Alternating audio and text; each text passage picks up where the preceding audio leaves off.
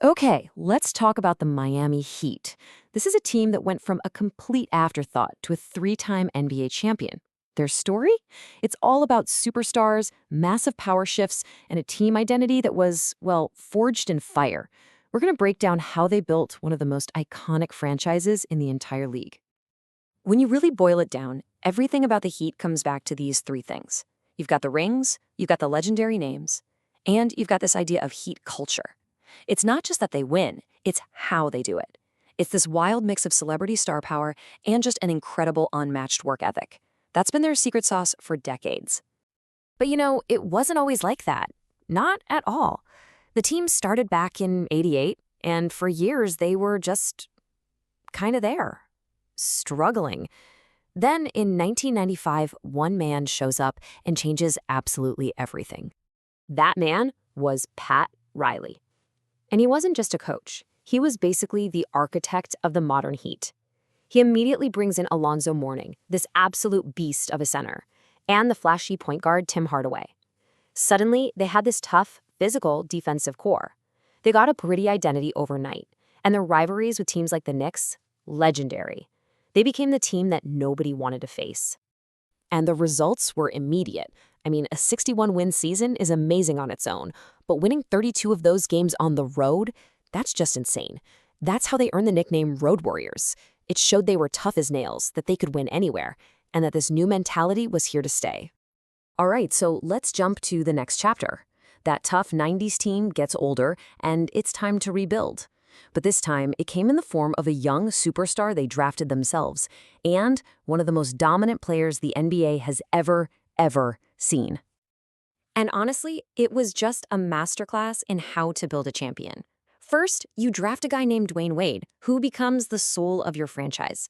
Then, you make a huge blockbuster trade for Shaq. And when the team just needed that one final push, Riley himself steps down from the front office and back onto the court to see it through. And there you have it, the very first one. For a team that didn't even exist before 1988, this was a massive deal. It put Dwyane Wade on the map as a true superstar and gave the franchise its first taste of championship glory. But listen, if that first title was a tremor, what happened next was a full-blown earthquake that shook the entire foundation of the NBA. So, in the summer of 2010, the reigning two-time MVP of the league, LeBron James, and another huge all-star, Chris Bosh, decide to join Dwyane Wade in Miami. This wasn't just a couple of signings. It was the creation of a super team. Instantly, they became the biggest story in all sports, and for a lot of people, the new villains of the NBA. And just look at this chart. The consistency is just wild. They were together for 4 years, and they went to the NBA Finals all 4 years. The pressure on these guys was unbelievable, but you can't deny their dominance. They ended up winning back-to-back championships.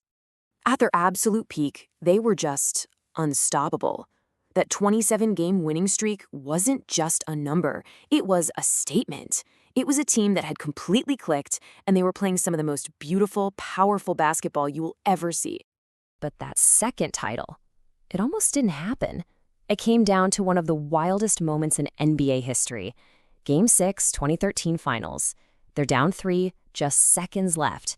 Bosh gets the rebound. He finds Ray Allen in the corner. Allen is backpedaling. He shoots. Bang, tie game. It's one of the most clutch, season-saving shots of all time.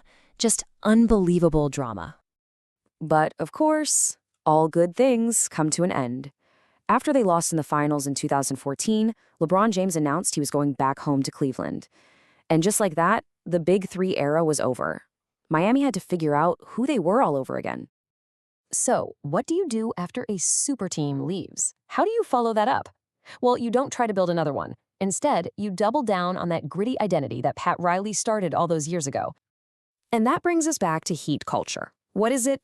It's this idea that the system, the work ethic, the mental toughness, that's the real star of the team. This is a place that's famous for having the strictest conditioning standards in the league. Effort isn't just encouraged, it's demanded. And somehow, it keeps leading to these incredible, surprising results. The face of this new era? Jimmy Butler. He's basically the perfect player for that hard-nosed philosophy.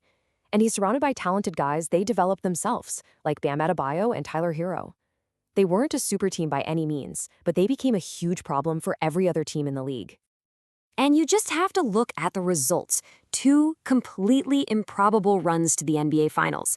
That 2023 run as an 8th seed, that was historic. It proved that Heat culture wasn't just some catchy slogan. It was a real thing that could take down giants.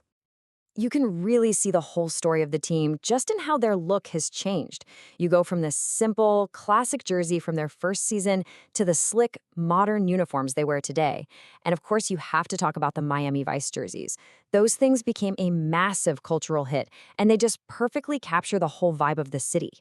So when you look at the big picture, the Miami Heat have built this incredible legacy on 2 ideas that almost seem to contradict each other: attracting the biggest superstars in the world, while also having this gritty, blue-collar work ethic.